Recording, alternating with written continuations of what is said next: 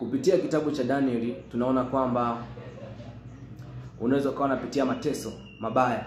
Wewe binafsi au familia yako, ukoo, jamii au taifa linaweza kuwa linapitia mabaya kwa sababu ya maovu ambayo sio wewe umeyatenda au sio ninyi uzao wa sasa hivi umeutenda, bali ni maovu ya baba zenu.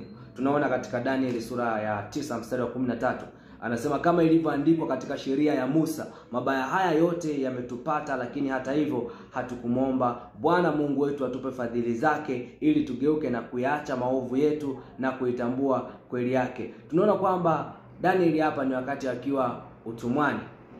Wakiwa utumwani, unasema haya mabaya kumbe yamewapata ni kwa sababu ya nini? Ni kwa sababu ya maovu. Lakini wao wameingia utumwani sio kwa sababu ya maovu ambao waliyatenda wao, bali ni maovu ya baba zao na babu zao, kwa kutowasikia manabii wa Mungu. Bwana Yesu asifiwe sana. Wakaenda kwenye njia zao badala ya kuzifuata njia za Mungu. Kwa sababu hiyo wakawapitia hayo mateso. Kwa hiyo wanasema kwamba hawakumuomba. Kosa lililofanya ni kwamba hawakumuomba Mungu awape fadhili. Kumbe tunaweza tukaona kwamba licha ya kwamba muda ulikuwa umeshafika wa hawa watu kutoka utumwani, lakini tunaona kwamba bado walikuwa hawajatoka. Kwa sababu gani?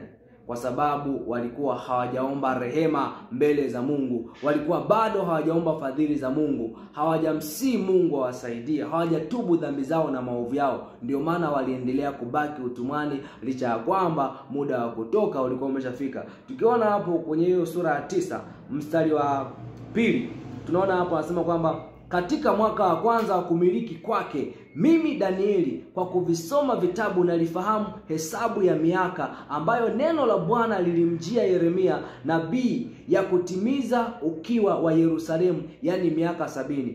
Kwa hiyo unakuja kugundua kwamba akagundua kumbe ile miaka ya ukiwa ambayo itakiwa itimizwe imeshakamilika, lakini kwa nini bado tuko utumwani? Ndipo akagundua kwamba kwa sababu hatujaomba toba, hatujaomba rehema. Kwa hiyo mpaka mtumishi wa Mungu Danieli aliposimama kuomba rehema kwa ajili yake, kwa ajili ya dhambi za watu waliopita na kwa ajili ya wengine wote, ndipo ambapo Mungu alifanya njia na mlango wa kuwatoa utumwani.